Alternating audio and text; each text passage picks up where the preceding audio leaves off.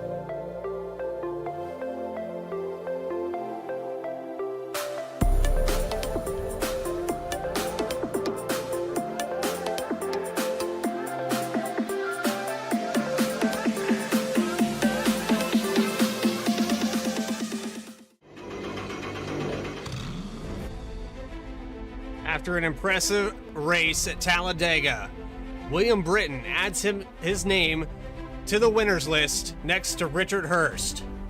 This week, VRX World Cup comes to a completely opposite venue for week number 3. Live from the virtual Iowa Speedway, it's VRX World Cup. I'm your host, Bradley Cooper, and alongside me tonight, an always exciting... Sorry about that. Just fumbled the ball there. We have Justin Prince up here in the booth with us. And Justin, here at Iowa, the 0.88 mile speedway, modeled after Richmond, a fan favorite Rusty Wallace track. He always did well there. And after putting this track together, it's easy to see the resemblance. Yes, indeed. When it comes to the racetrack tonight, here at Iowa, expecting a lot of intense action, first of all. Multi-groove racing, one of the major talking points over the years, whether it's the bottom line of 1 and 2, the top line that's been very well utilized by many in 3 and 4. Most, per se, expect to use the bottom tonight. And as these drivers get themselves situated and ready to go here, it's early on in the season, already approaching the midway point, mind you, without quickly the season's gone. When it comes to Iowa Speedway, you need to be solid, because with this being essentially, if you look at those tracks there, your only short track. If you like racing at tracks shorter than about 1.5 miles, this is your place to do well. Yeah, and only one road course on the schedule as well, so not a huge variety, but there are tracks where certain drivers could excel and take over. And take a look here at Iowa Speedway, built and opened in September of 2006. 14-degree banking, 10 degrees on the front, and a D-shaped oval, like we said, here in Newton, Iowa. It's practically a short track that we're going to be coming here tonight. And with short tracks come tempers, and we know that that's the case because we heard some penalties even after Talladega, some tempers flaring up. Yes, indeed. 5 different drivers will have EOL penalties to start off tonight. as well as an additional 2 drivers who will lose their common communication rights for the first 5 laps. First time seeing penalty like that. But the EOLs of note, Chris Phillips. You also have going to the back, Dustin Buck. Towards the back as well, Brian Hennings. You also have the 64, William Britton, towards the back of the field, and the 22 of Shane Gunter. All will have to lose their qualifying spots, essentially, and start at the tail. Interestingly enough, in midst of all this, 2 drivers elected not to put up qualifying times, even though they were told in the drivers' meeting, still set a qualifying time for their grid slots for pit lane selection. We'll see what they have to do with that with the 64 and the 707 of David Collins, who elected not to put down times. Yeah, I have to wait and see what the stewards do with that information. And, sitting here in the points, you can't really afford any kind of penalties like that. So if they tack on even more, that could hurt some more of these drivers. If you're outside the top 10 right now with only, after tonight, 4 races left, you're in a situation where you might not have a chance at this top 5. And a better point to also mention, it's worth noting, we talked about the lane change, remember, at Talladega on the final restart by William Britton. They didn't take away the win post-race, but they did take away 3 points. It doesn't change the standings positioning, but at the very least, Britton gets to keep the win. Now, that being said, Richard Hurst so far has been the king of consistency so far. He's been looking very solid. He's just got that 5-point difference between him and Wagner, though it's very tight when it comes to this. So, the understanding per race control just received the note here as we get ready for the 150 lapper here tonight per race control. The 64 elected not to qualify to be able to serve their EOL penalty. There was an invalidated time per race control for David Collins. With that being said, tire sets are at a very big premium tonight. Just 2 available per your race analysis for this fixed setup race. Those tire sets, those are going to be valuable. Yeah, you're going to have to choose to take no tires at one of these stops here tonight, because we've seen it. Guys will come down and pit and take him on the first stop and regret it at the end of this race, or they won't take him and then they'll have an extra set in pit road because they didn't come down. It's really a guessing game as to when those cautions are going to fall or if we're going to have green flag pit stops. So you have to be careful with that as well. As we get set ready to grid, I was going to get William Britton in here. Let's see if we can get him dialed in real quick. He's up there in the family channel, I believe. There he is.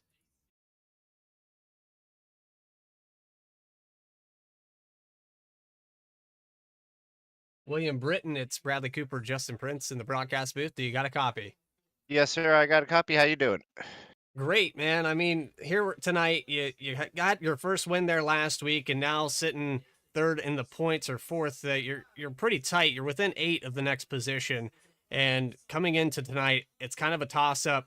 You've got limited tire sets. You've got a lot of limitations here with the field and how you're going to navigate this starting, I believe, well, we're trying to get this cycled through. But you're starting deep in this field, yeah. Yeah, it's just going to be just watching out and taking care of my equipment most of this race and just try not to put myself in a stupid position that's going to hurt me or whatnot. But yeah, it's going to be, these laps are going to go by quick, 150 laps. And yeah, it's just going to be just minding my business and trying to survive and not looking for a win tonight, but just looking for a decent finish for sure. And with that, you kind of put yourself deep in this field, so you'll have to play it safe. Good luck out there tonight, William, and we look forward to maybe talking to you post-race. Thank you. Have a good night, and hope to catch you after the race. Peace, love, and bacon. The peace, love, and bacon guy. I remember that from last week. So here we go. Let's take you on trackside here and get your grid up on the screen. Justin Prince has got that information for you. Yes, indeed. And an interesting note for your Carpe Diem Pole Award tonight. That being presented the fastest driver qualifying for each event, with prizes donated for this season, including custom glassware and keychains. I'd like to congratulate and thank Carpe Diem, first of all, for its support this season in presenting the drivers a variety of personalized items for the Vrx World Cup. If a moment with a loved one, a memory captured throughout life, or whatnot, Find perfect custom item to match you from Carpe Diem Creations. Dustin Buck set the fastest time in qualifying, but interestingly enough, has an ELO penalty. He was amongst those in the penalty briefing after one of the first cautions at Talladega. He will not be the control car. Logan Rhodes, in turn, he was second in qualifying. Richard Hurst moves up a grid spot to the front row. Originally qualified third, he'll start alongside Brian Hennings coming off a podium 500 appearance over the weekend. Then it's Benjamin Richards. He's amongst those who have that 5-lap chat penalty. He'll be alongside Chris Phillips on the grid slot. Phillips will start at the tail as well. Christopher Hodges starts off 7th tonight. He'll start alongside Jeffrey Hunter. And rounding out your top 10, Bill Daniels, Logan Watering amongst those in qualifying. And what is a weird running through tonight.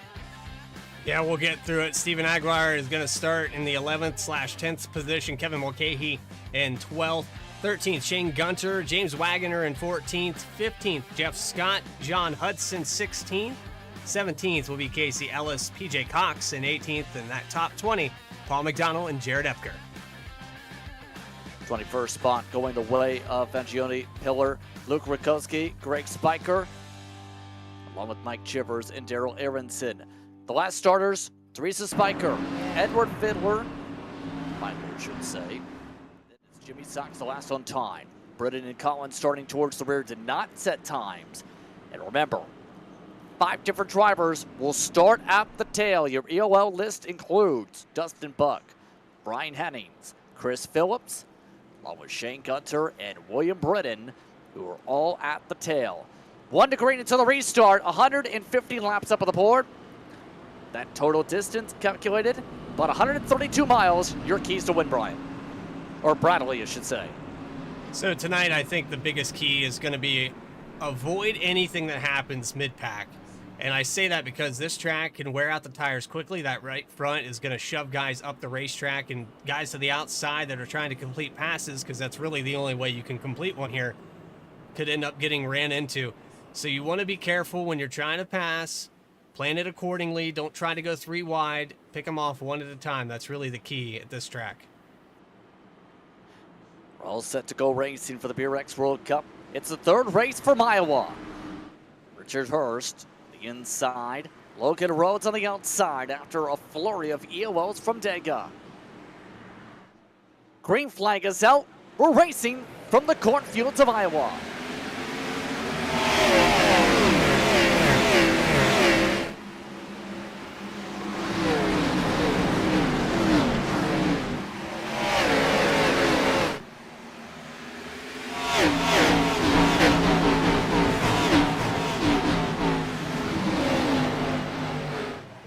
Perfect start for Logan Rhodes. He leads out of turn 4 with the multi-groove racing in full effect.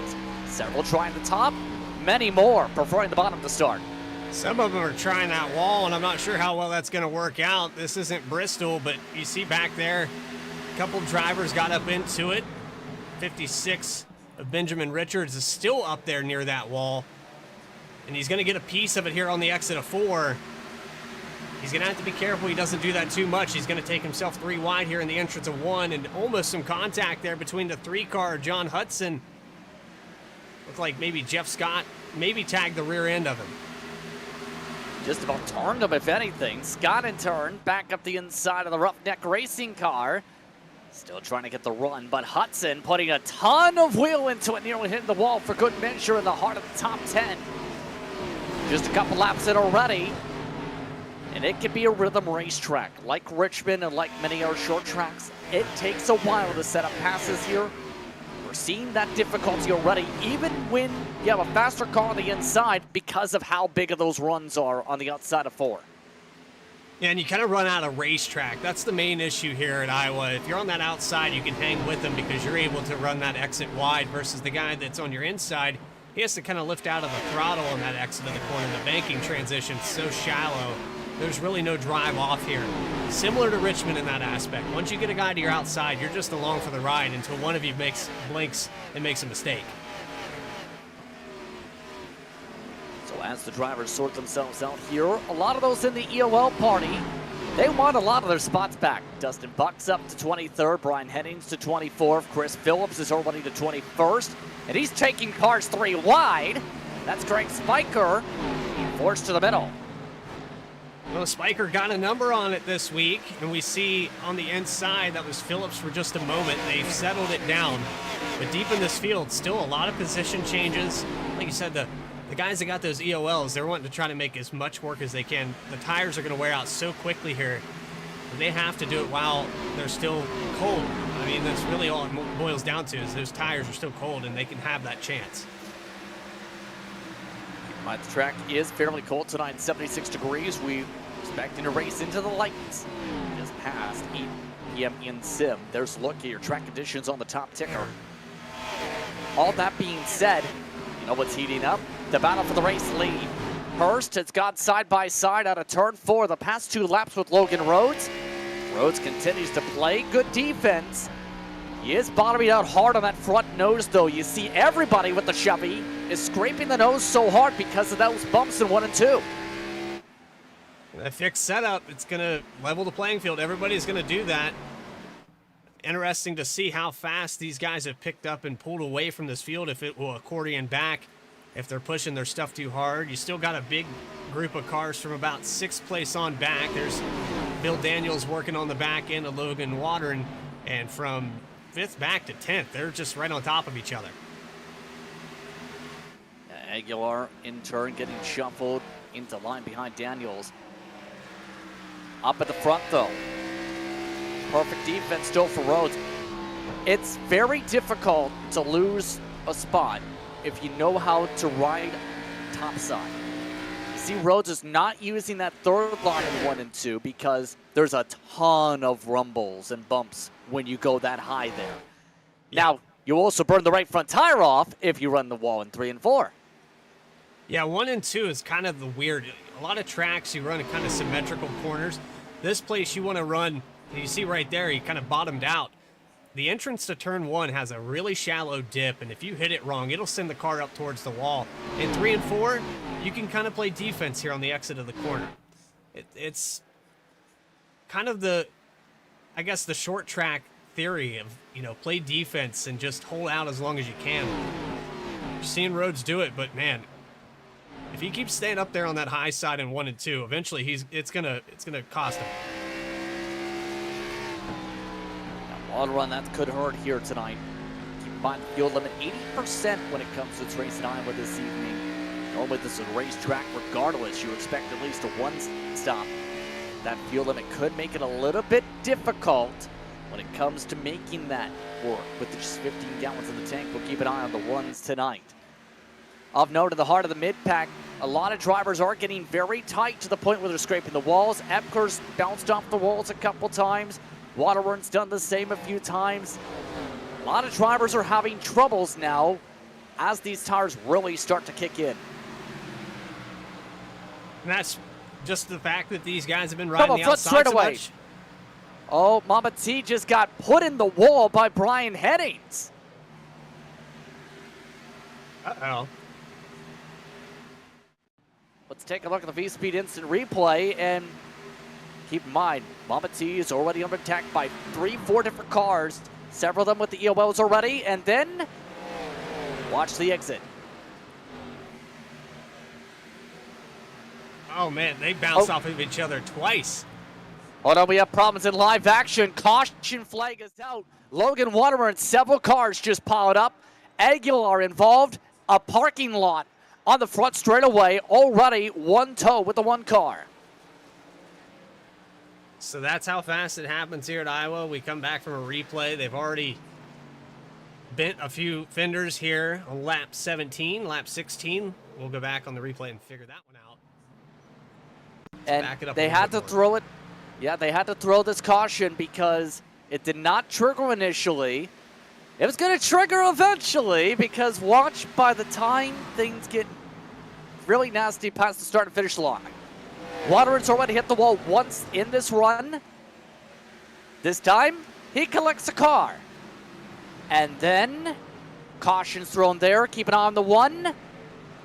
This is where it probably would have been triggered. Welcome to the racetrack. Yeah, William Britton, unfortunately, not having a good night already. He was running deep in this field.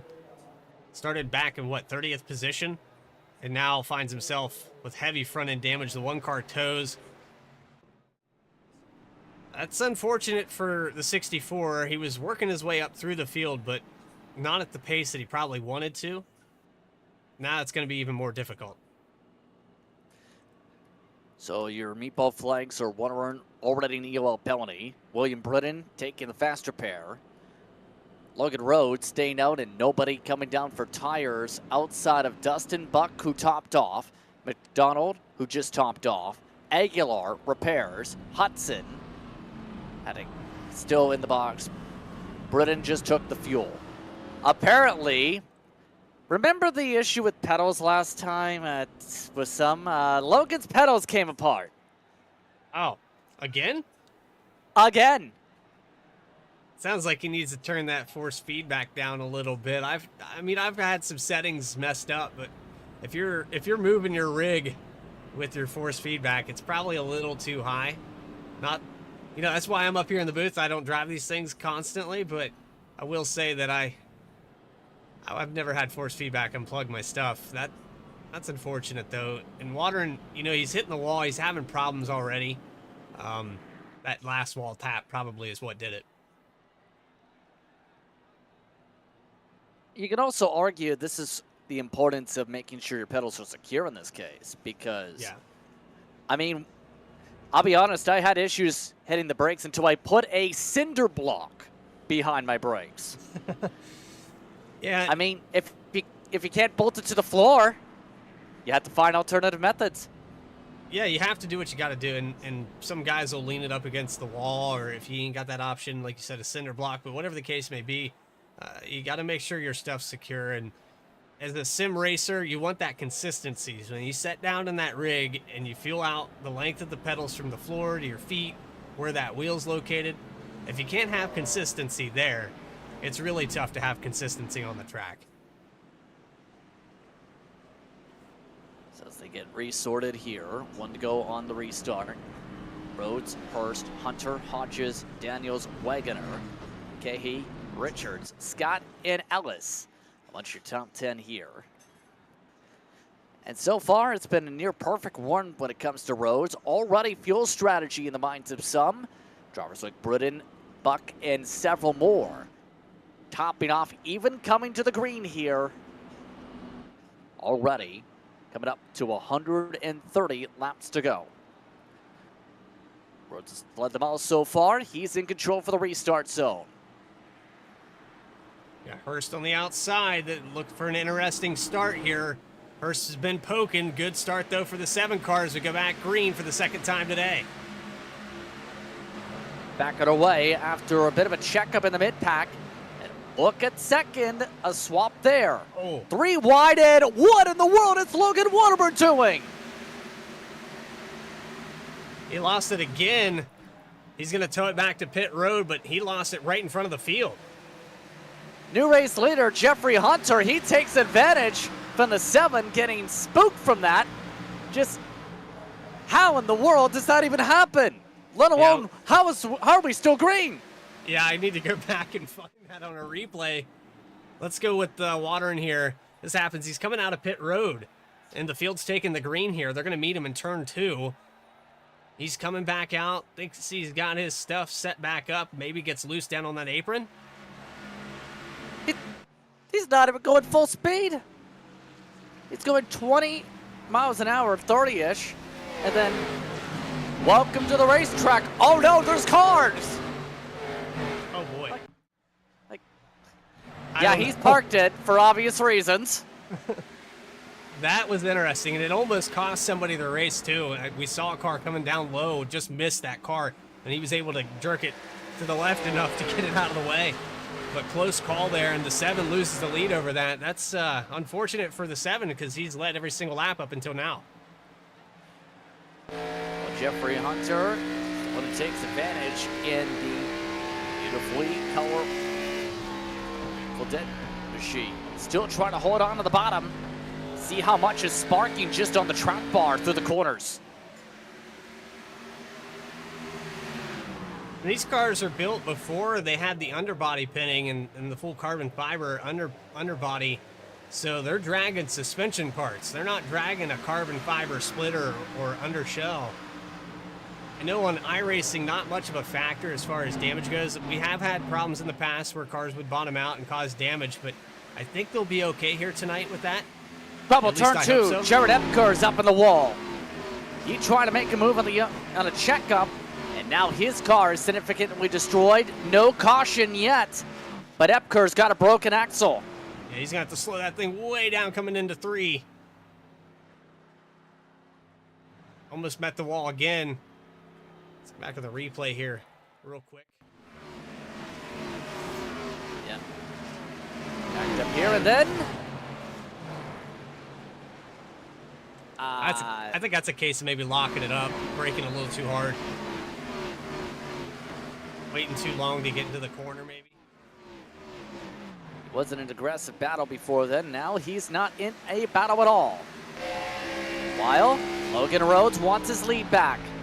He looks to the inside. Jeffrey Hunter. He was riding consistent times to the rest of your top 3 before the caution. Not going to be easy to pass here. Now we're sitting at 23.7 last time by Hunter. Took full advantage of that bad exit from Rhodes. Hurst starting to poke again there for the 2nd position. And how about Mr. Consistency? Hodges, after last week, I'm convinced this guy has a chance to win anywhere we go. Yeah, he's wildly in the conversation too, matching pace with the race leaders. In fact, he was quicker than them last time by. Look on board as he's loving this battle in front. And no camera from Hodges this week. But we are on board with the Loves 34. A little loose there off of 4. He cost himself a little bit of time. But man, the battle for 2nd, it just won't let up. Hurst has been on that inside repeatedly. He gets a good entry into the corner. But like I said, that exit, he just can't take it wide and drive off. And there he loses a bunch of time to the 7. Hodges starting to poke. And how about the 30, the 5th place driver, James Wagoner, starting to be in the mix as well. Top 5 in turn has started to pull away from everybody else. About 0.2 quicker per lap on the average. That's because there's a bit of a battle you see for 6th. Daniels, Benjamin Richards. And also in the conversation, it's Brian Hennings, who looks to find a way to poke as well. Here goes the slide job. Richards takes 6th away and parks it. Now Henning's going to try to take advantage of it as well. We do have a driver cam with the 74 here tonight, down on the bottom in 1 and 2. Still side by side with Daniels. Can't quite get clear of him though. And maybe some 3 wide here as they come off at 4. 2 wide, 2 by 2 in fact. Henning's not able to clear on by. Look who's on the outside though, Greg Pillar. If he can make it stick, could take a spot right away. Never mind, he's going 3 wide because Daniels parks it on Henning's nose. Almost taking him 3 wide on the exit of 2. That's brave, but he's got no choice. He had such a run here. And Daniels is getting really loose on the exit of these corners. Now he's 3 wide again. He's just going to let him go. He's lost 3 spots in just 1 lap. This is a difficult thing to try and diagnose, keep in mind, because when it comes to all this, you have to pick the right spot to make a pass. If you don't make the pass within a couple laps, guess what? It opens up the door for everybody else if you leave the outside line open.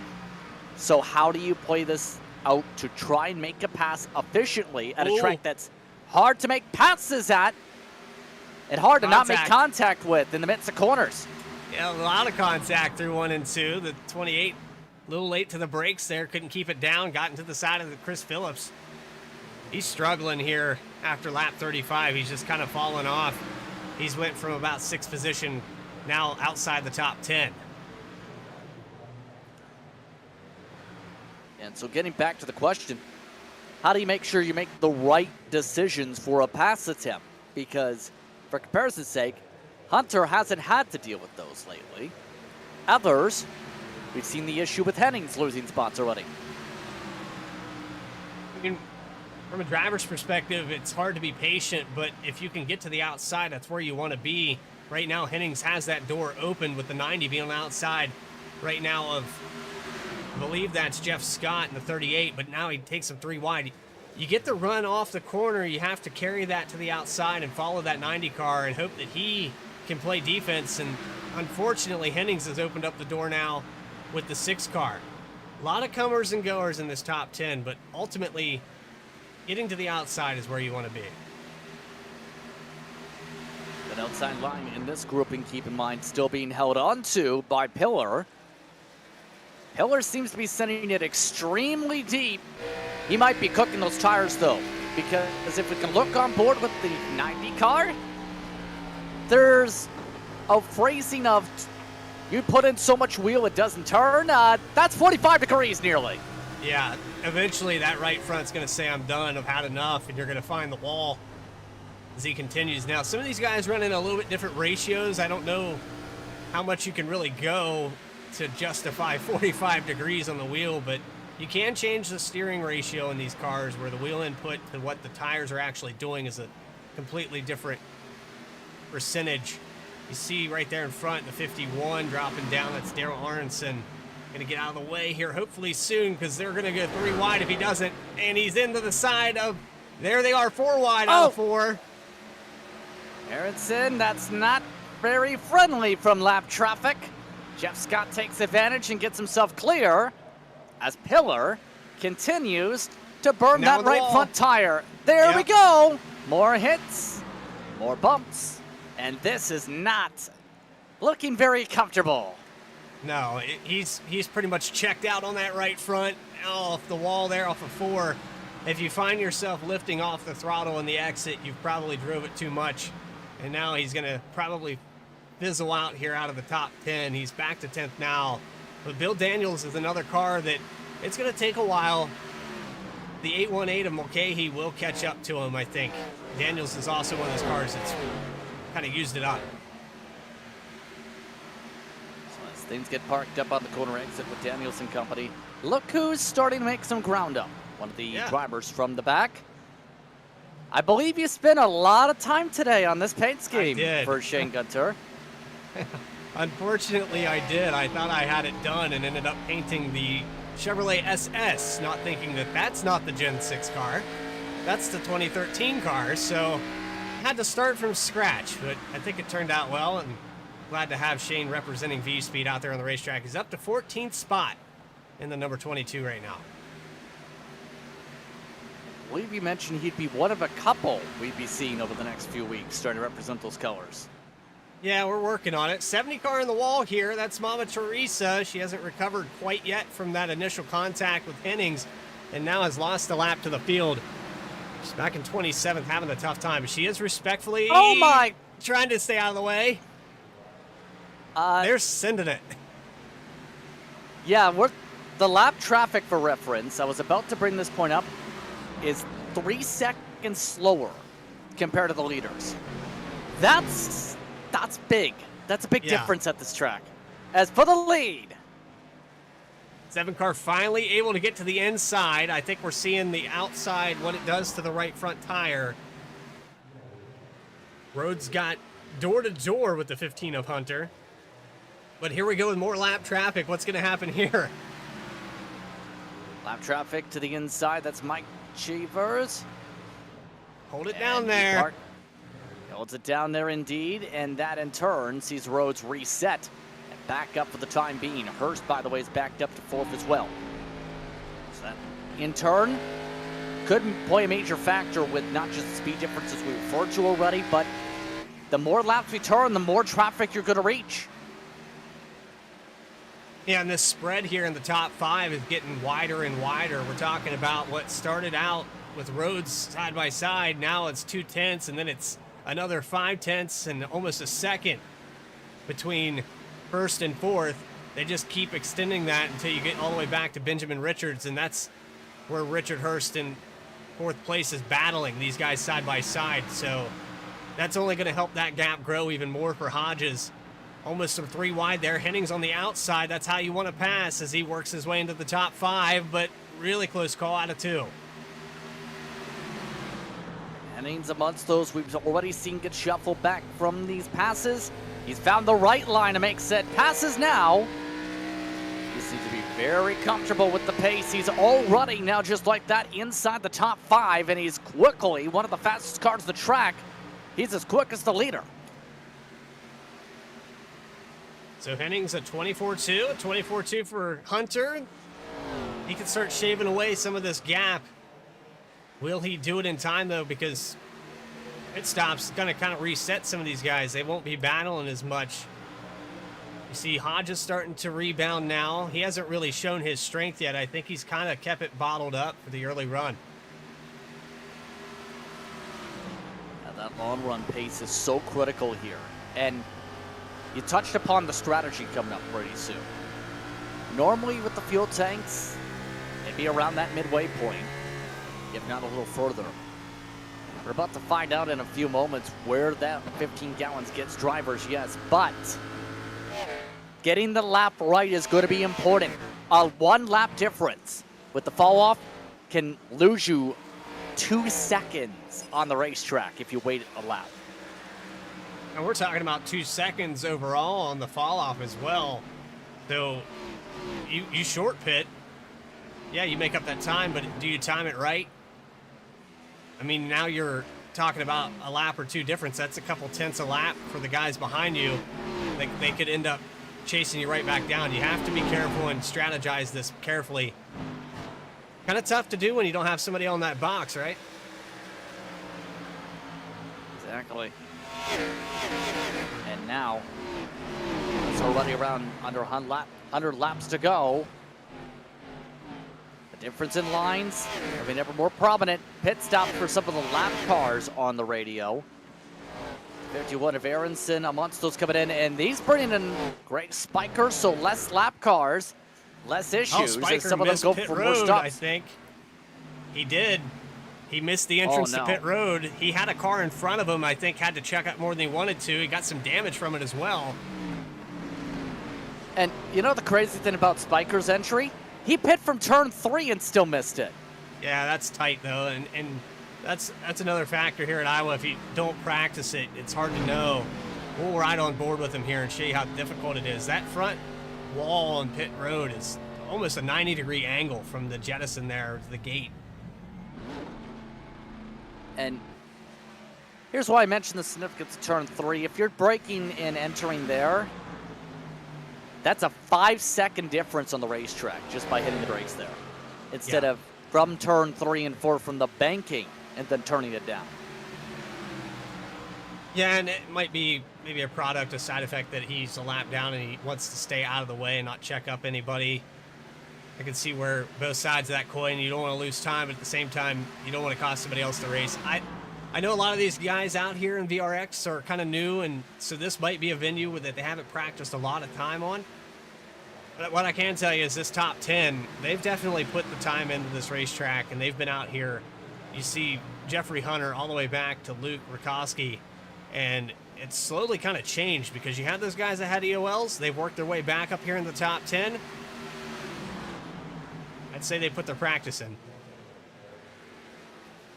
Chris Phillips up top side, meanwhile. From the very back, already 2-6. And it's a 2-stopper. We can confirm Jeffrey Hunter, the race leader, is coming in this time by. He has to be perfect here. He's got the lead. He can't make a mistake on pit road. Oh, and he's making a mistake on pit road. That's going to cost him tons of time, and that's going to cost him even more. He has to be careful that somebody doesn't come in behind him. That's a whole lap of time right there. He's lost the lead for sure. Wow.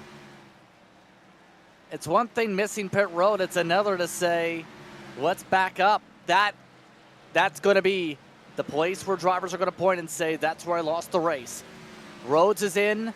A couple others are jumping in, including Hennings. Hodges keeps it going for now. That's where a lot of this top 5 is going to be decided tonight, is green flag pit stops already going awry for the leader. We have plenty of more opportunities for that to go wrong. Chris Hodges can make a mistake. He's going to stay out a couple more laps. I kind of like this. Hodges has been conservative. Now, if he can go down pit road with 2-lap, 3-lap newer tires, he can really afford to drive a little bit harder because that fall off is tremendous. That being said, he's going to lose a lot of ground on the track itself for now. Right, right. But that puts a lot of attention to a couple drivers here that are now, in theory, on a one-stop. William Bredin, he's amongst those who pit. Paul McDonnell just backed out of it despite being on the top-off grouping before. This is now to where if you topped off and you can only need one stop compared to two, this is a big difference on track time. And you see still 14, 15 cars have stayed out on this racetrack that haven't come down pit road yet. You've got 64, 65 laps on this stint. How far do you want to lose time to the guys that have dedicated to that two-stopper? We'll have to see how the numbers work out. I mean, if you're up here in the top 5 right now, I think you'll be okay. But if you're 5th back, you might want to just go ahead and come down pit road because the time you're going to lose here, I don't think you're going to make anything up. BJ Cox, first speeding penalty tonight. The 05 is serving that now. More stops underway. Casey Ellis is in. Greg Pillar is in.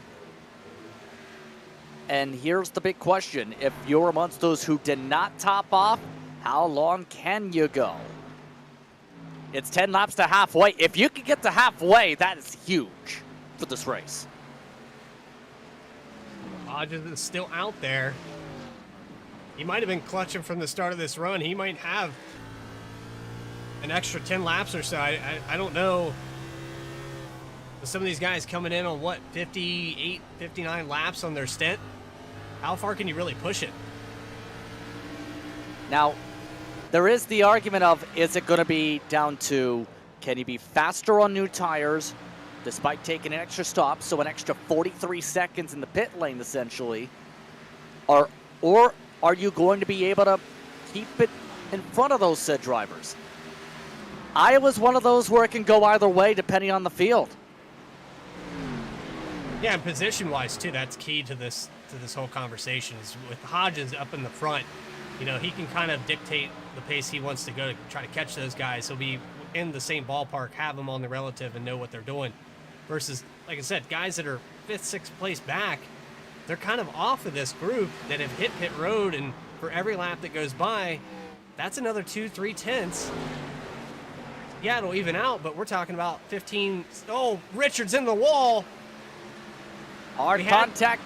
Here we go. And it looks like he's gathered it. That's unfortunate for him. He drops back to 4th. He was running now 5th. He was up in 2nd spot, looking good here for a one stop if he could pull it off. Now he's gonna, looks like he's gonna bring it down pit road. Meatball flag for the 56. Well, good time, I guess, to take the faster pair. That was with some of the drivers with fresh tires and for position in the midst of that. And this is another concern. If you are amongst those who have already pit and you end up having one of those on fresh tires have trouble like That's that, the leader. That can change things, to say the least, and pin people a lap down. That was the leader, unfortunately. And yeah, communication with the lap traffic didn't work out. He's going to stay out some more, but that's going to hurt his time a little bit. He lost about half a second to Jeff Scott after that. He's starting to have the first stopper guys reel him back in, so now it's like, okay, we're just about halfway. I look to see the 34 down pit road as soon as we hit lap 75. He's got a lot of drivers with fresh tires. Jeff Scott, keep in mind, still more than 2 seconds behind Hodges even with that. And he's going 3 wide with some of the drivers on older tires. New tires as well to the inside. That was the 5. Mike Chivers got into the back of him. I think Chivers has got much fresher tires. We're talking about a 40-lap difference, almost 50 laps. Jeff Scott's coming in this time. Christopher Hodges coming in this time by. Scott's going to have a problem. He's in the midst of a hornet's nest. Having to pit from 3 wide to get to the bottom. Looks like he found a hole. There it is. Good stop. And now the attention goes to one of those on the top-off strategy, Dustin Buck. He's now the leader, and he's got a sizable buffer with that too. He can still keep going for another few laps, and he is comfortably in the one-stop window. We got Luke Rakowski, Richard Hurst still out on the racetrack. Kevin Mulcahy, they're going to stay out one more lap maybe. There's Rakowski now. It's like Mulcahy out still. So Hurston, I mean, I may have not been on the track for a while. These guys might know something that I don't, but I feel like at this point, you've already established that one stop. You might as well, there we go. That makes me feel better, Hurst, because you've already, this is for an advantage over Hodges, I believe. And over a lot of the others on the two-stop possibly. Hurst is in. Buck and Mulcahy, some of the final drivers yet to pit. William Britton also yet to pit. Keep in mind, Buck and Britton, along with Steven Aguilar and Edward Feidler, still can keep going for a bit. Steven Aguilar just indicated on the radio he's coming in this time to join the pit wave. We're already past the halfway mark. We already know for certain, based on this, these drivers can make it. They don't need to come back down unless there's a caution. So now it comes down to a strategy race to determine how this goes. Right now, if I'm Dustin Buck, I'm kind of thinking, okay, I'm here, but for how long? Because we've got guys that are come down pit road and they're on 20, 30 lap different tires. They're going to reel me in. I have to pit one more time. Are you praying for a caution right now, Justin? Well, if there's a caution, there's only 8 cars on the lead lap, so have you ever done a caution dance? Yeah, I have. I think that caution dance may be on for some. It's down to 6, by the way, with more pit stops. And here's the thing. William Britton's not in position to make this work for a win. No. He needed to be in our 5-10 seconds up the racetrack. He needed to be with Buck right now. Yeah. Mulcahy's even in kind of that spot, 8 seconds back.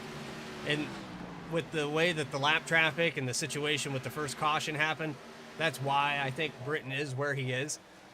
Unfortunately, strategy now, you're playing these cards, but it's kind of a rigged deck right now. Trouble, turn 4, Logan Rhodes, contact with Brian Hennings. Oh, and a big wreck. Now he gets upside down. Logan Rhodes off the nose of the 66. We're under caution as the 3 joins in, and here comes the pack. They're still wrecking on the front stretch, and that's Hunter involved. Oh my goodness. The caution's been out for 10 seconds now, and they're still coming in full speed. And the 65 was the heart of that caution. That just ended up collecting at least 2 or 3 of your contenders. And now he's nearly hitting the same car again. That 15 is broke. Let's go back to the 7 of Rhodes. That's where initially I saw a flip down the front stretch. Wasn't really sure how far to back this thing up because it happened for so long. There's the contact with Hennings. Rhodes just locks it up, and then there's the 66. And then caution's out, and then they keep crashing on the track. The 3 car got a piece of it after the fact.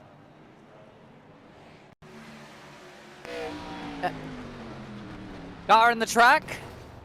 He's gonna get it gathered up, and then here comes everybody else. Man.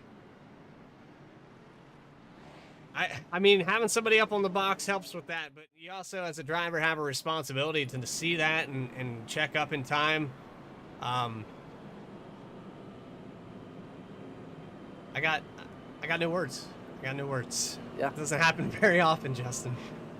Well, the race script just got flipped in that there's a ton of wave around possibly here.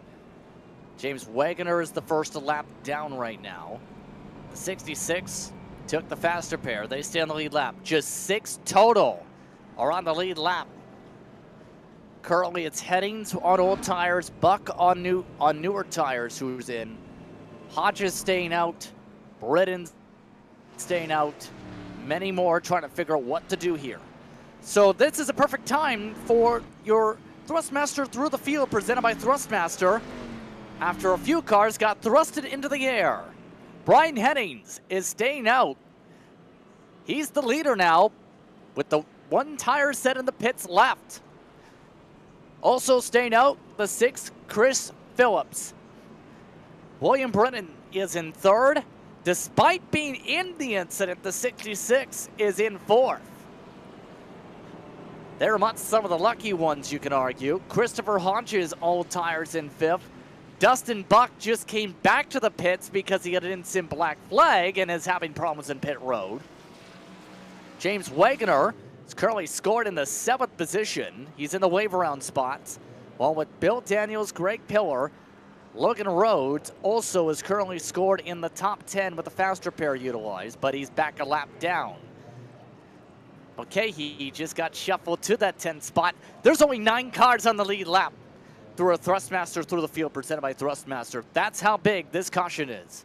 Yeah, and you see we're skipping cars trying to get this field sorted here.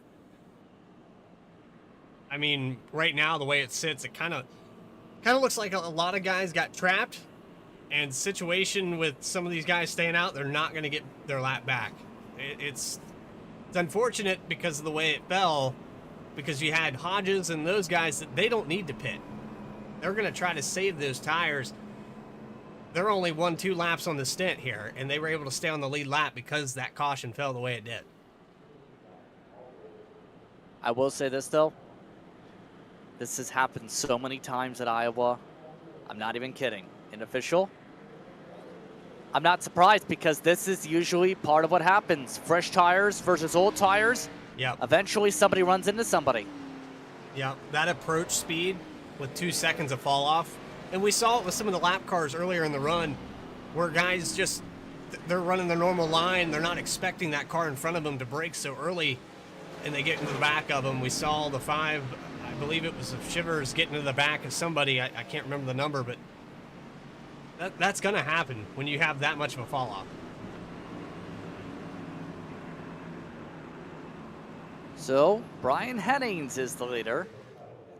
The delay of the yellow because about half the field is still trying to catch the field, the front of it. And there are several cars still yet to get to their starting spots. Apparently, the 58 has a penalty for exiting a closed pit, Bradley. That's why Buck came down a second time. Race controls told him maintain their spot. Well, we're trying to get this field sorted, though. I mean, doubled up here for a couple more laps. They're going to keep extending the caution. You had guys come down and top off on pit road. I think everyone's good to go on fuel. Maybe questionable here for a couple drivers. I think Hennings is going to be okay. Hennings is okay. I think everyone else would be okay. Mike Shivers is 34. He'll have to come back down. He's 2 laps down in 24th. He's got the longest stint of all these cars. We're past the halfway point. I think right now you've made your bed. You have to lay in it. Well, for William Brennan, it may as well be the most expensive bed in the world because he's the first on fresh tires. He's in 3rd. Green, green, green. All tires mean tire spin to watch out for. Bit of a lane change for Hennings. He's already up top side. Brennan keeping it very cautious from the 3rd spot for now. And Chris Phillips attacks really quickly into 1. Hennings has to stay on the outside to keep it the momentum. He's going to hold on and play a little defense. He might lead this time by, but here comes William Britton, 3 wide out of 4. Britton on the freshest boots in the field, going through the middle, makes it look extremely easy. I mean, that's what happens when you have 20 lap pressure tires. Yeah, it's going to be tough for Hennings or anybody to keep up with him. As you get a look back here at the chaos that's happening into 3 and 4, 66 of Edward Fielder gets into the wall. They've got some fresh tires from lap down cars mixing it up here in the top 5. We're looking at 4th place Fielder. He has 7-8 cars in front of him. that aren't even on the same lap right now. Dude's on also fresher tires, but Dustin Buck, he's a lot more comfortable on the inside. Now they're parking in front. Hunter and a couple others nearly had contact in front of them. So everybody on those fresher tires is getting bottled up. This is like rush hour traffic on the freeway. Actually, let me rephrase it. This is like Highway 401 traffic where one car's going 80 kilometers an hour, another's going 150, another's going 100, and it becomes a slalom course on the highway. Yeah, you've got a lot of chicanes out here right now, and it's not any fault of their own. They just can't drive those corners the same way. Kudos to these cars right now. A little contact with Spiker in the 33 of Paul McDonald. They're going to get it sorted. There's the 38 on the inside now getting by of Jeff Scott. Again, all these cars from 10th place Mulcahy all the way back through the field are one lap or more down, and they're racing past top 5 cars. They have yet to catch up. There's one in the mix. The 818 of Mulcahy has gotten around Hennings. He's trying to get his lap back the old-fashioned way.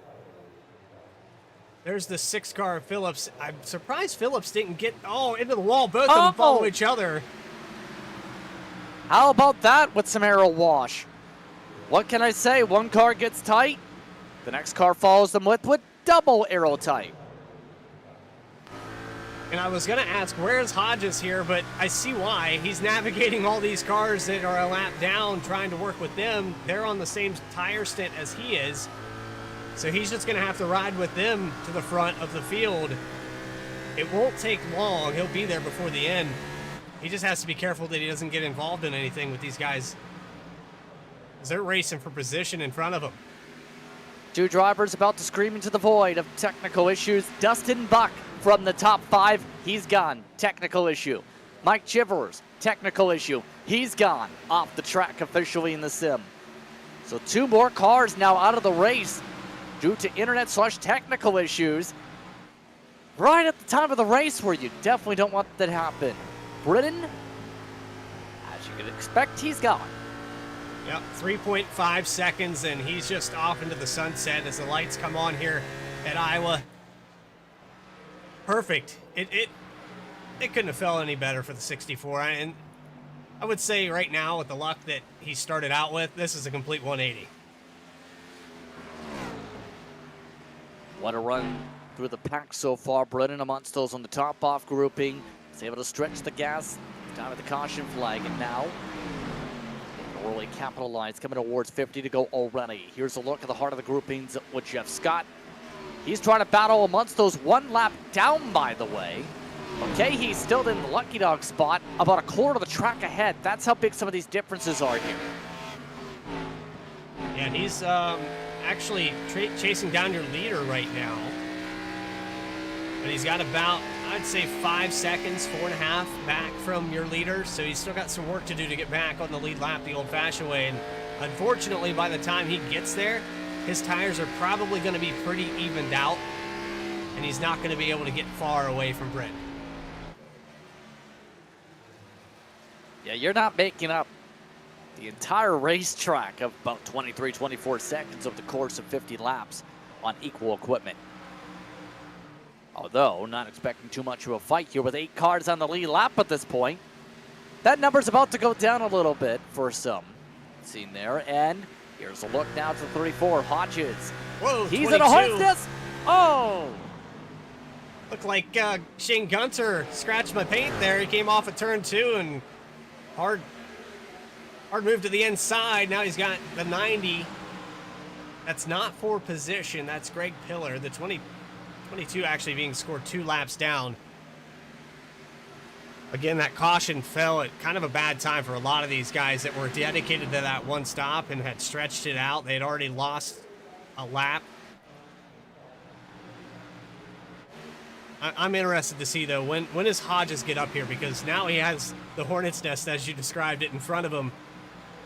He's been really patient with these guys, trying not to get into the mix too much, but he's going to eventually have to make a decision. I have to pass these guys because the leader is 7.5 away. Yeah, that is going to be a very difficult hill to climb the rest of the way. I'm surprised Phillips and Hennings are still in front of him, mind you. Although, he is now equalized on time with this traffic to them. There he is to the inside. That's what he has to do. He's just going to have to pick them off one at a time, let them settle their battle, and then start picking them off. But still, I think oh man, really tight coming off of 4 there, and he doesn't make the pass. Tires have evened out tremendously. And you see 20 laps on this stint for Hodges, 21 for Britton. So there really is an advantage there where Hodges is going to be able to chase him down. And it leads to obviously the question here. With this type of a race at this point, what goes to the mind of a driver, at least in your experience, when you have this difference on tires, you have lap cars trying to unlap themselves, you have lap cars racing for the lucky dog, you have lap cars just trying to let drivers go, you have lap cars not wanting to let drivers go. Oh, and by the way, you also have drivers trying to figure out how much speed they have for later in the race if they do get back in the lead lap. Well, what's going through my mind most of it is I wish I had somebody on the box that could sort this out for me. Having somebody in the background is tremendously helpful. Makes such a difference. But then on the other side of it, as a driver, you're thinking, I wish these guys would just get out of my way. It's so easy to just get in your own head and be like, don't they know that I'm racing for top 5 right now? But they're racing for position in front of you. They're in the same boat. They're trying to get spots. They got the same caution that everybody else got. It's unfortunate. There's not much you can do about it. It's just frustrating in your mind. Already coming up around to 43 laps to go, by the way. And Greg Spiker just tried to pit and missed the pit lane again. It has not been the 65's night. No, it hasn't. And I'm sure he wants to go to a place, mile and a half, something that makes a little more sense. This track, built in 06, the pit road entry, I'm not sure why they jettisoned that wall for the gate there the way they did. They could have made that pit road entry much, much wider. I'm not sure if maybe they had different plans for how that was going to be designed, but there's about 400 feet of wall they could have just done away with there, in my opinion. Remember, Rusty Wallace is a part of the influence when it comes to the short track and had it patterned, of course, after Richmond Raceway. Different distance, of course. But for the first time ever, it's hosting the Cup Series later this year, the NASCAR Cup Series, should say.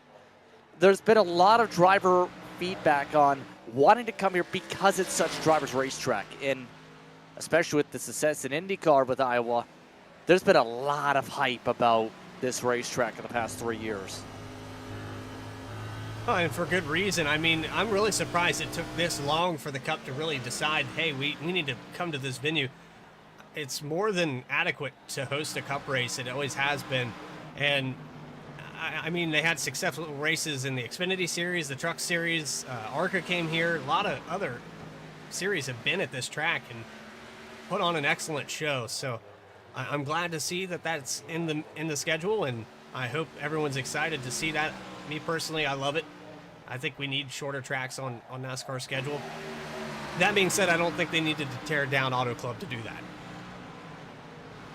That's a whole other discussion in amongst itself. Yeah. So Hennings is caught back up to the 6 car. He's struggling here with Hunter trying to get by. And they're going to look 3 wide here out of 4. Phillips not able to get the rotation. Hunter still stays up there. Mind you, Hodges is still slower than these drivers despite the tire difference being about 20 laps. That's a bit massive. Hennings is driving the doors off this car right now, and I don't know why, because he's about as high as he's going to get. If he's trying to catch that 64 car, I don't see that happening. There's too much lap traffic in front of him to do that. These lap times quickly burning away, about 25 seconds per lap still around the circuit. And he could still throw into the midst of all this. There's still the chance of some of the drivers possibly running out of gas here. Because remember, drivers like Hennings and company, the caution helps them to a point, but they only went 66 or 60 in some of their cases. Are they comfortable going the full fuel run? Because that's basically what they'll have to do plus 10 laps. Yeah, and you're already seeing 53 on the stint here for Hennings, so maybe he's just trying to run this thing out as fast as he can and hopes that it'll be enough when he comes down pit road. And inevitably, he's going to have to. 54, that's 20 laps. That's all he's going to be able to push it. He might consider bringing it down here in the next 2 or 3 laps just because we know he's going to have to do it. Maybe have those fresher tires for longer might be a better advantage. Counterpoint. If a car spins, he's probably 2 laps down. Yeah. That's a gamble. And he's got the extra set in the box to do that. However, I think... Oh, there it is. They're trying to bring it out. The 6th car to the inside of the... I believe that was the 90 machine. That's the Moxie car, Greg Pillar, and it looks like an issue for Phillips getting it back going. Has to let several cars go to be able to get himself resorted here. And Phillips is in the same boat as Hennings. He's 53 laps in this stint, so only 3 behind now. He'll have to pit as well. Hodges actually, now that we talk about that, he's good to go. He pitted right before that caution, stayed on the lead lap, extended this run. The only car he has to worry about catching is William Britton. And if Britton isn't saving the way that Hodges had to make it that long, you might be looking at your winner right here. And this is now to where number crunching time becomes critical, strategy racing becomes extremely critical. Right now, some of the others still trying to push as much as possible. Bill Daniels is amongst those that's also borderline, if not pushing on gas. James Wagner is really borderline. They make the way to the slalom. There is a look with Dustin Buck, by the way, on track. He is 5 laps down in the 58 car. He needs a lot to happen. He is trying to race Greg Spiker at the end of the racetrack for 26 now. So cycling back through, Hurst is also one of those cars that we can look for. He's a little bit deeper into this run, only about 6 lap difference, but still he's a little bit further ahead. I can see where it's possible. Again, Hennings, Phillips, they're coming down, but 4th, 5th place, they could be running for a top 3. Interesting to see how long Britton's going to stay out if he has to pit at all.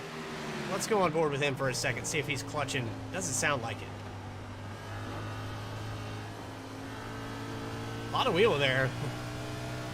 Yeah, he's still using a fair amount of wheel. Yeah, that 45 plus degree angle for some of these guys. And that might be the setup. That might just be how hard you have to turn it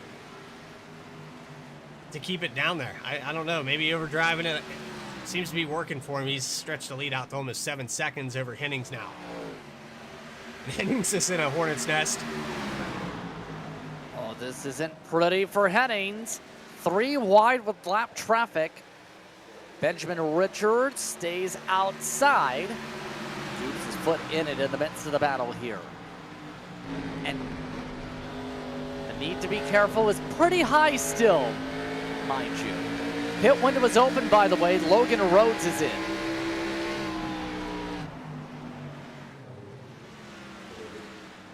Rhodes just got thrown completely off the cycle, and remember, he led some laps at the beginning of this race, and then after that caution, he lost the lead there with the 1 car coming back out, and it's just been downhill from there.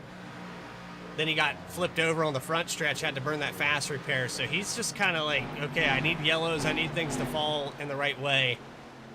He'll be the first one to try out pit road for the 2nd time stoppers. Back up to Britton. Currently the main discussion on the radio from him, trying to negotiate with the traffic, make sure they know which line he prefers them to be when he reaches them, because he's rapidly catching a lot of those drivers in the 20s at the moment. Communication's going to be key to navigate this traffic, and they're still battling for position. You see the 3 car, Jeff Scott gets past him. Scott looking like a rocket ship right now after those fresh tires. He's navigating another car now. He goes inside of PJ Cox for 20th position. Shane Gunter, the next car in front of him. And then we're talking about a 30-lap difference. I was about to say we have pit stops, though, and that's going to make things even more different. Wagoner, Phillips is in. Many more, like Bill Daniels, coming in this time by. Well, well, staying out on the racetrack continues to look like it was the smart call. With everything, how things have played out, we might have 2 cars battling on the lead lap, maybe 3 at the rate we're going.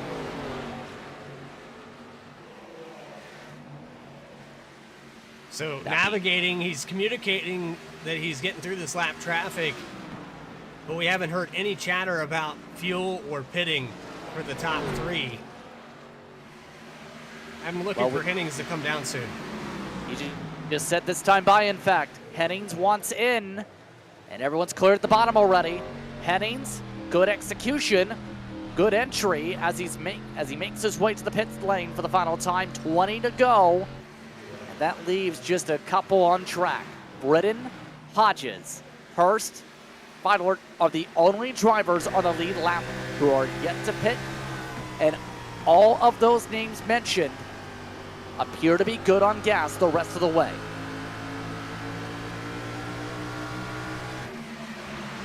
Hodges is just in a hornet's nest of lap cars right now. He has nowhere to go. He's going to have to be content here. Unless we get a yellow, I don't foresee him getting out of this mess. 10 seconds is a tall order without cars in your way, and he's got a lot of them here. 3 wide now into 3. He's got that's Spiker there on the inside. He's got the 56. Benjamin Richards are 3 wide again. He's going to let Daniels, all kinds of guys just inside, outside. Cars in the wall, riding it around. He's in a terrible place right now. If you're Hodges, you're just like, stay away from me. Yeah, now you're hoping no one spins if you're the Munsters on the lead lap. Take out the variables. Keep it clean. I'm fine with this if you're some of these drivers. If you're everybody else, not really. As we're riding on board with Epker, he's passing for positions one at a time. He's still out there 49 laps deep into this run. Let's get a gyro cam, show you how tight this car gets after just 40 plus laps.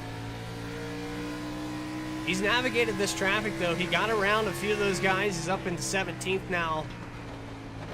He has Benjamin Richards with a little bit fresher tires in the 56 and 7th place.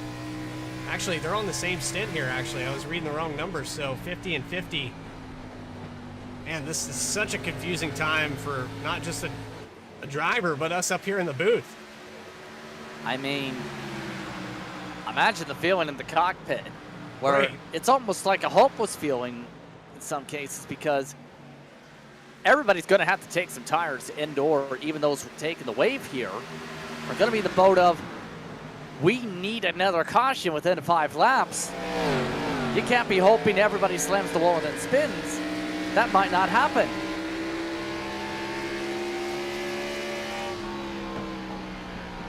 Well, if it's going to happen, I think it's going to happen right here. 11 into the wall. He does get clear of Richards again, and now 56 car around. Oh, hard contact. Benjamin Richards in the wall. Lock it down, and keep it off the racing surface. But Richards, and we have troubles. Teresa Spiker's reporting a steering issue now on the radio in the 70 car. Did she have contact with the wall that maybe caused damage, or is the wheel actually broken? We can have connection issues with some USB devices that can cause, yeah, she's having some major issues with the wheel, I'd say, not damage-wise. Going board. Wheels off center. That's a telltale of maybe some damage. Oh, yeah, that is not only possibly broke, but she's downshifting in the corners. By the way, Greg Spiker just went in the pit lane and immediately got a black flag to add to insult to injury tonight. Yeah, 70 car. Oh, trouble! There's the yellow. Here we go. Caution flag is out, and here comes the rest of the field. Shane Gunter there. Spiker gets contact for the 3 of John Hudson. Caution is under review. And this flips the script again.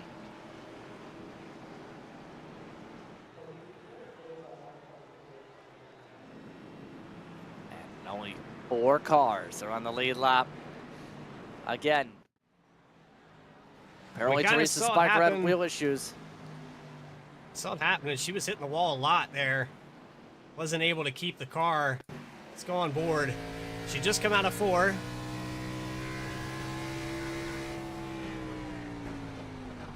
Yeah, that car's broken.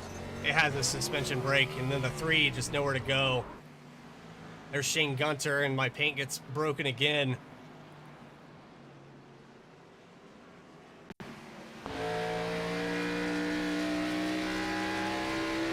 Justin, the script has changed so much here. It was already complicated, but now it kind of evened the playing field for Hodges with Britain. They're coming down pit road now. You know what? You know what else makes things complicated? The 66 came into pit lane on the wrong lap. Yeah, remember Edward Feiler was in range of being lapped? Yeah. Apparently, he thought, pit road's open, let's go. He came in with the leader. Whoops. He's technically a lap down now. At the tail end, in fact. I don't know how they're going to score this one from now. That's a first. We're going to have some wave arounds. A lot of these guys that came down 11 laps here for Daniels, I think he's going to get his lap back. Maybe Epker, Jeff Scott, I'm not sure, but yeah, you got to stay out there to get the wave around. If you're a lap down, you got to know, I can't come in with the leaders. You wouldn't want to anyway, because that now null and voids that you could get back on the lead lap, and you're penalized on top of it for closed pit. You restart at the tail end of the longest line. I mean, sometimes you get that muscle memory. You get used to being on the lead lap and you pit with the leaders. You just don't even think twice. Drivers have already been told they will be extending this caution once the wave rounds go, because almost the entire field is in range to be waved around. And the 66, the decision to pit just cost them a lot of spots. How many did they lose? Well, instead of starting the top 5, they get to be a wave around car in 13th.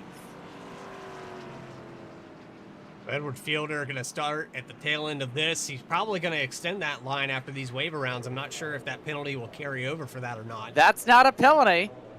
That's from him pitting with the leaders and putting himself a lap down. So he just put himself a lap down. That was the clarity. I was confused there. I thought he was already a lap down and he came down. This is why awareness is key, right? Yeah. Well, I can't blame him because I wasn't even aware of the exact situation there. But the wave around, regardless, he's in a worse spot now because of this. And yeah, right now he's being scored on the lead lap. But all these guys in front of him are going to get this wave. I think he's going to lose more than that. He is going to be a wave here. But there's going to be projection 11. Yeah, 11 cars actually in the lead lap here. Of note, Britton, Hurst, and Hodges all pit for tires along with that 66. Pillar was the lucky dog. The wave arounds are Mulcahy on back. Mulcahy, should say. Hunter, Phillips, Aguilar, Hennings, Wagner, the 66, Feidler, all taking the wave around here this time around. And they're now telling the field, take the wave arounds, press the gas. Yeah, they're running out of laps here. They're going to have to do it as quick as possible. We're getting into green-white checker territory, and we still have a race to decide back here with Hodges, Britton, Hurst, put Pillar back in that mix. Everybody from 4th place back, though, is 60 laps or older on tires. They're getting close to a fuel window. If we extend this race, they might have to come back and top off with fuel. This has been a wild night from Iowa. Did I mention this is our quickest race of the year so far? Yeah, sitting here at It's- about an hour and a half in. Yeah. And now, the win comes down to 5 laps. Yes, if everyone catches up, should say. Britton is on the outside. Hodge is outside. Hurst. Then it's Mulcahy, who is a part of the wave around, who's behind all the lap down cars. Everybody. line. Wow. This is a hornet's nest. Yep. Yep, and so now what do you do if you're 12th place with 3 lap fresher tires? Like, what do you do here? Because you've got a lot of cars in front of you that don't have those fresh tires. We're going to find out, though. Green flag back in the air. Oh! Tire spin? Hodges was kept sleeping with all the confusion going on. He knew we got turned around. Now Dustin Buck, who is a lap car, is in front of Hurst.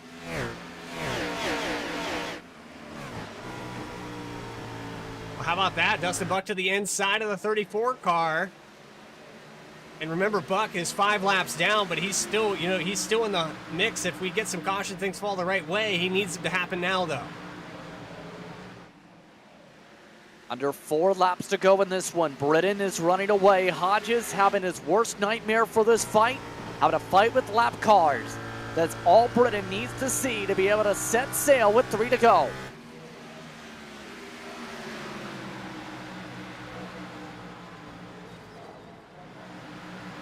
Britton is doing it. Oh, trouble in front straightaway. Rakowski is sliding to the grass and is sliding into traffic. Chivers makes contact. There's He's the gonna spin up lock the it track. down. That's yellow. Caution is out. And now we're in green-white checker territory.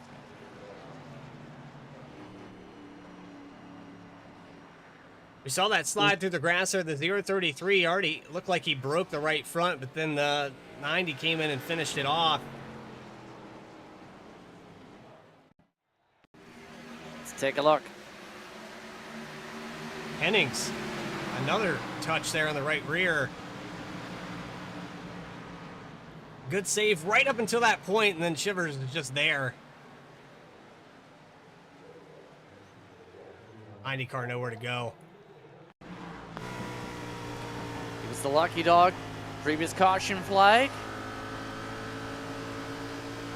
Munstow's already a fair bit back because that lucky dog in turn, and then he's not feeling lucky about here.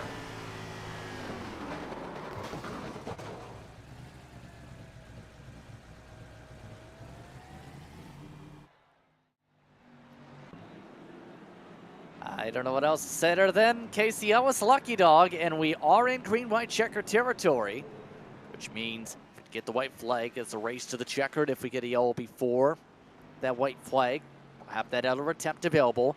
If we get a caution before the white flag on the second attempt, we will finish under yellow. They still got a lot of field to sort out. The 58 car who was trying to get one of those laps back, he's unfortunately going to have to go to the back of the field here. And looks like we might have a few more drivers getting back on the lead lap here. I think Paul McDonald's going to get it this time around. This is tough. Only 12, 13 cars on the lead lap. And then Pillar gets involved in that. He's got some damage now. Outside of William Britton, who do you think has the goods here? We saw Hurst poke at the lead a few times, but he's went quiet since the second half of this race. Hodges hasn't really shown me that he has anything left. Britton's just set sail. He took that lead and ran with it. I think it's Britton's race not to lose. Britton's race to lose, I should say. Although, we've seen crazier things happen. The interesting is, even the drivers on old tires are not risking taking a set from the pit lane, Mulcahy in particular. Ah, man, if you're on the lead lap, I come down at this point. I mean, what, are you going to lose 5 spots? You could get them back. pretty quickly. The Actu- fall off. Yeah. I was about to say McKay would actually lose 5 spots. Yeah, I mean, come down, see what happens. You're not going to lose that much. You might gain more than you lose. That's a gamble, but you could get another green-white checker here and have another opportunity to pick off a few more. I say come down, get 4 fresh ones if you've got them. Eyes are still on the iRacing pace car as the lap down cars get shuffled to the back. Jeffrey Hunter is amongst those who could have a big opportunity. Hunter is on very old tires and is in 4th. 70 laps, and this goes back to what we talked about earlier. If this race gets extended again, I know they're pacing, but some of these guys weren't saving fuel like Hodges and those guys did earlier in this race to make it that far. So a couple of these guys could be on that razor's edge with making it to the end of this race. Expect the one to go here. Britton again choosing high side. He did this last restart. Hodges, Hurst on all equal tires. Hunter, old tires. Then Hennings, newer rubber. Phillips, newer rubber. Mulcahy, old rubber. Wagoner, newer rubber. 66, newest rubber. Yep. On. Pillar did not come in after being in that wreck previous. Aguilar, very fresh tires. Ellis, same tire set as the leaders, but as the lucky dog is behind all the lap cars. I think Aguilar did exactly what I was thinking. Might as well come down pit road, see what you can do.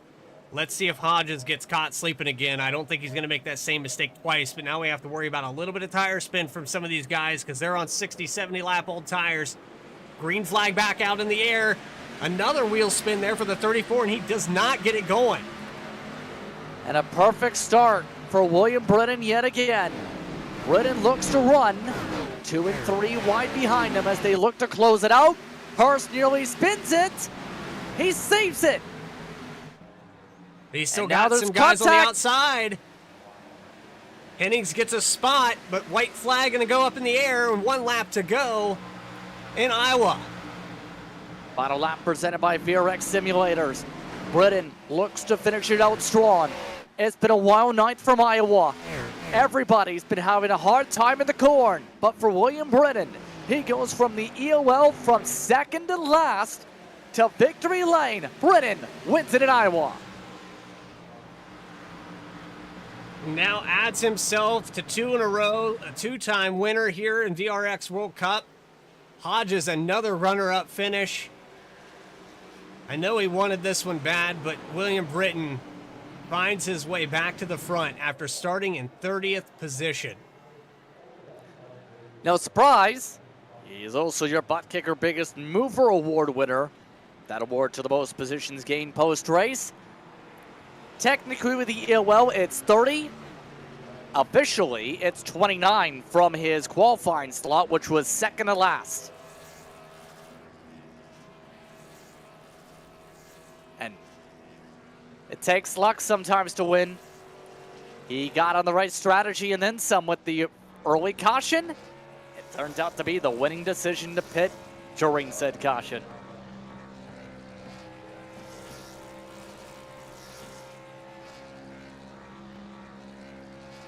So William Britton celebrates the victory here tonight.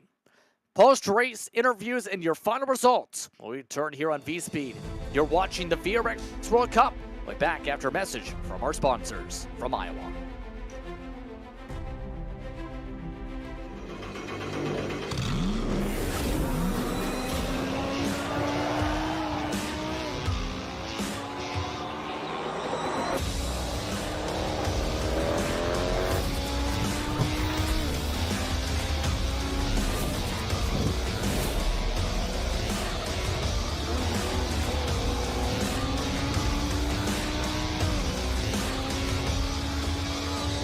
I played a couple of simulators, and this was like very responsive, especially the hydraulics and stuff. The motion and stuff was really, really on point. Make you feel like you're really driving. It feels real. It adds so much to the experience. It's just really, really cool. It was pretty awesome.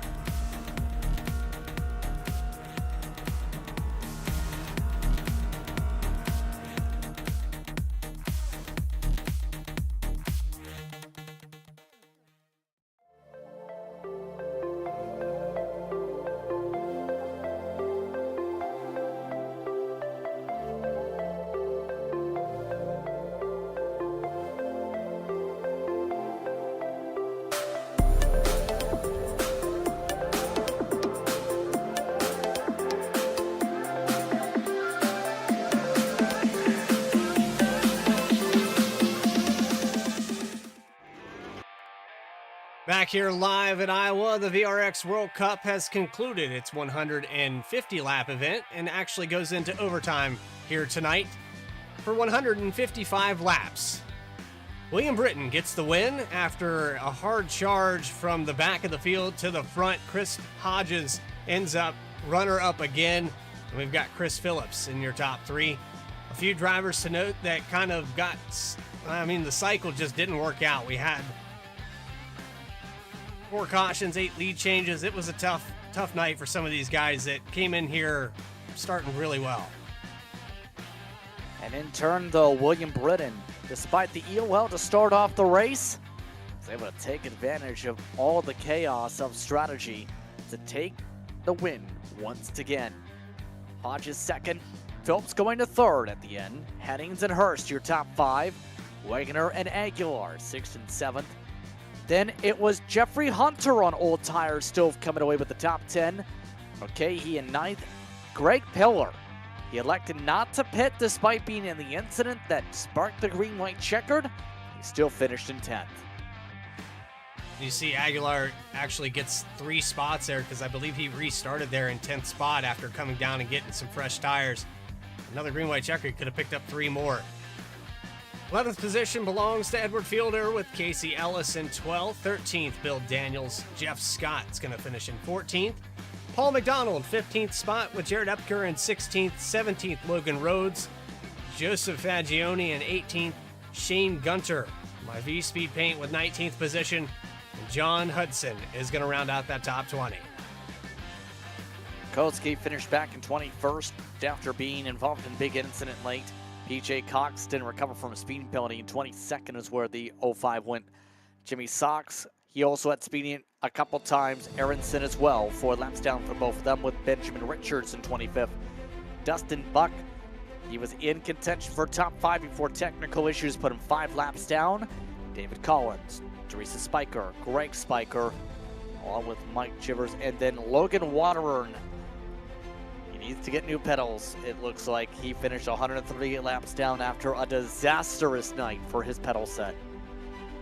Yeah, it's unfortunate. A lot of equipment failures. We had kind of a variety of everything, but still a decent race. I think some kinks still to be worked out. And with that first caution, putting a lot of these drivers a lap down, you had old tires, fresh tires. It's bound to breed more of those. These guys did an excellent job, I think, overall, of trying to navigate that traffic. But from a booth standpoint, very difficult to try to sort that all out. As we try to sort that all out, we have Justin Prince down on pit road with your third place finisher of the night. That's Chris Phillips. Yes, indeed. Chris Phillips now joins us in the broadcast booth. Chris, it was a wild one tonight. How would you describe tonight in the midst of a hurricane? Man, I'll tell you what, starting 30th like that, it wasn't fun. It was a demolition derby, felt like coming through there. When the strategy started to get scrambled there with the cautions, what was going through your mind, you and your team's minds? Well, that last one, man, it hurt me bad. I pitted a little short pitted there and had some fresh tires, and I think I made up a lot of time on William. But that caution came out there late, and to get a third after starting 30th, like I said, pretty happy with it.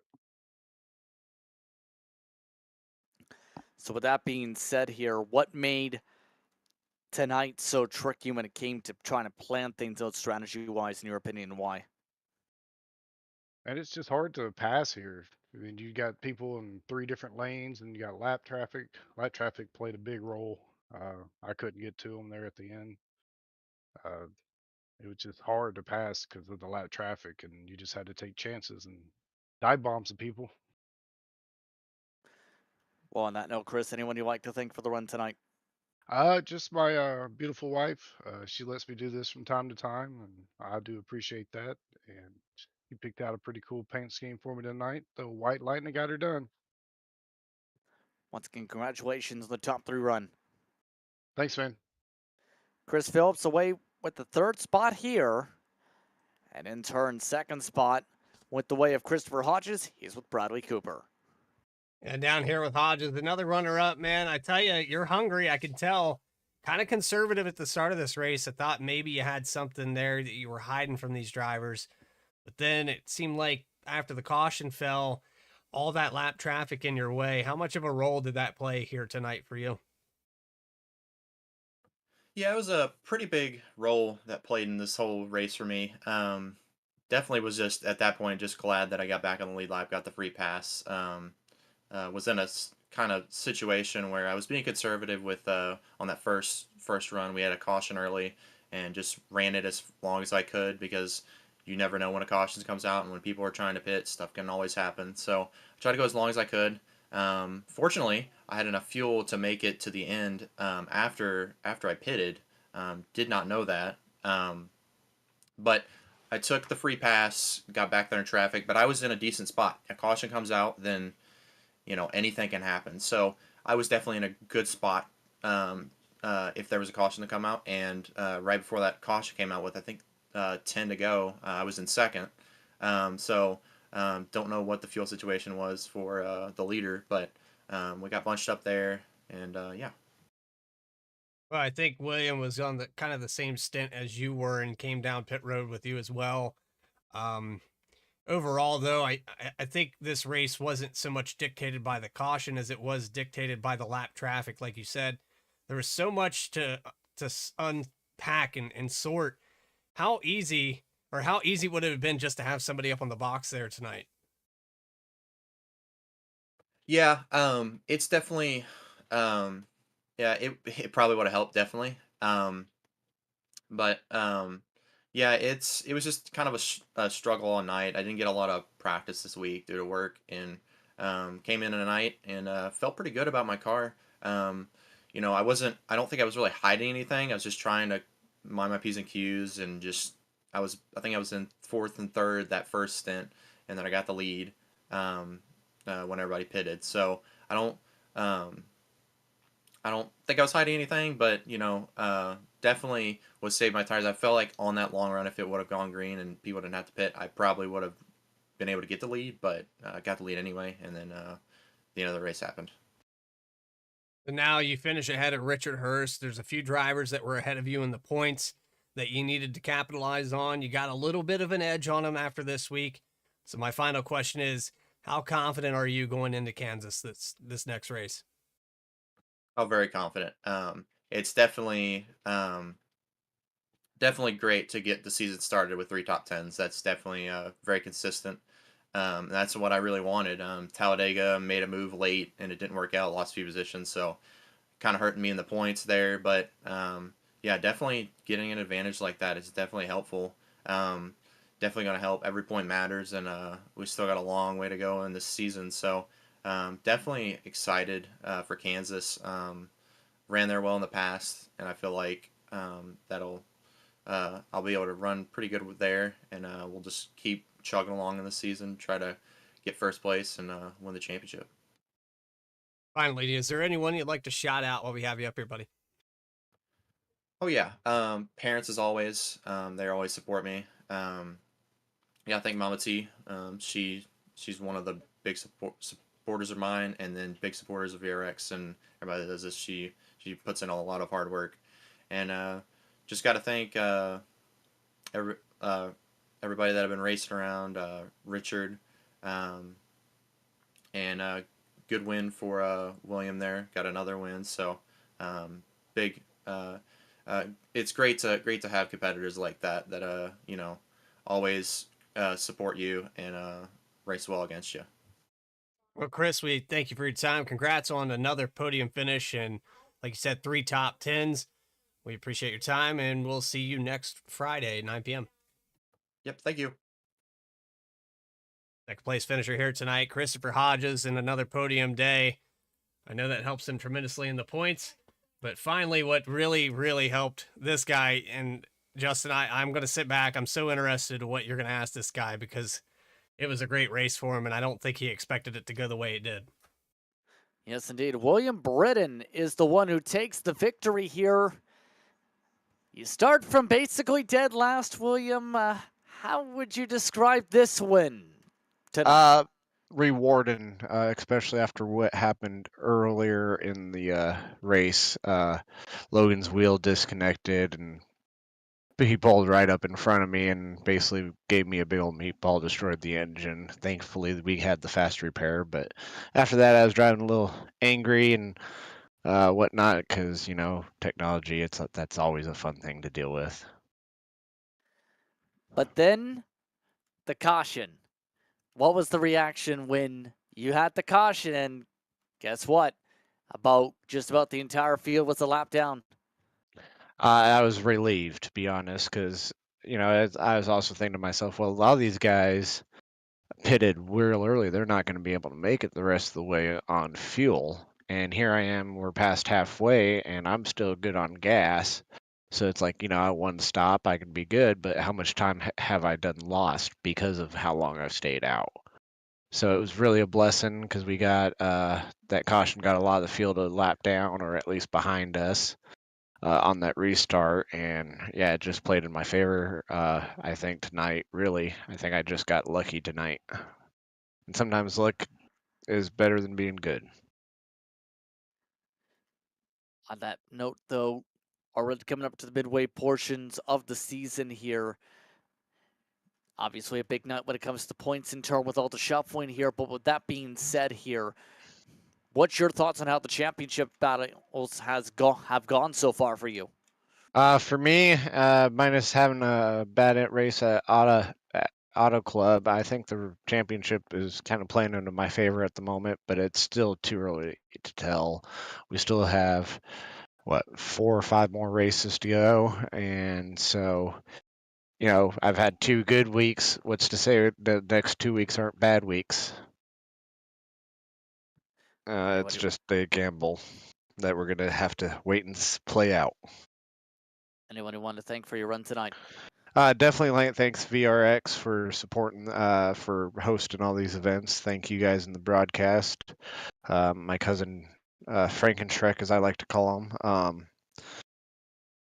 Friends, family that are watching, my buddy Kyle, and definitely like to thank Green Dragon Dispensaries for being on the car. Just everybody that's been supportive of me doing the iRacing, definitely a big shout out to y'all. So, Once again, congratulations on the run, William. all right. Well, y'all have a good night, and hope to see you again next week. And remember, peace, love, and bacon. Bacon, love, and peace. That's William Brennan coming away with the win tonight. And what else can you say? Well, let me ask you this. What are your thoughts on tonight? Because that was, as I said to third, a tornado. Yeah, and that's fitting for the Midwest. It's just unpredictable. What we saw here tonight was a variety of different talents and a variety of different strategies.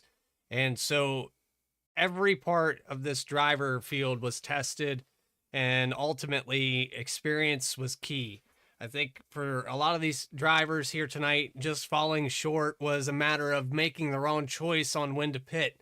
And with time, I think that will kind of, I guess, adapt itself to how these guys drive. Maybe don't use up the car as early. First and foremost, some equipment failures, the things that you have to get sorted out to be consistent. And we'll see those things change as we go past the halfway point, hopefully for the better. And I think after tonight, we get the short track out of the way. We go to 1.5 miles. We might see a little bit more of a norm for some of these drivers. So that being said, the next race out is Kansas Speedway. That should be an interesting one once again. We hit the racetrack in about a week's time on February the 23rd. Coverage once again starts 9 p.m. Eastern here on V-Speed. With that, Bradley, midway portion of the season, just a week away. Well, I hope you guys enjoyed tonight's broadcast, and I hope you can join us next week. If you did enjoy tonight's broadcast, make sure you hit that subscribe button so you never miss a single race when we bring you Kansas Speedway for week number 4, the Vrx World Cup at the 1.5 miles. We're not going far into the Midwest. We're going to stick around. But for everybody at V-Speed, Adam Baker in the background that does all that he does, I'd like to thank Justin Prince for being up here in the booth with me, Eddie Smith, Morgan Cook, our other 2 producers. This is Bradley Cooper telling you guys to have a great rest of your weekend, and we'll see you next time here on V-Speed.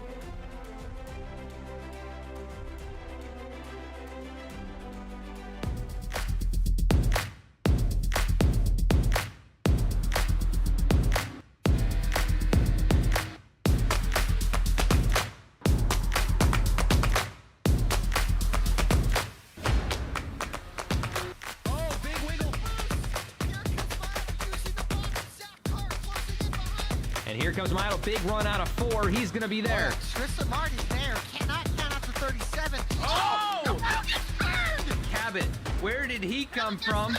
Here comes Swack. A punch from the 33. It's a drag race. The Magic Man wins it Auto Club.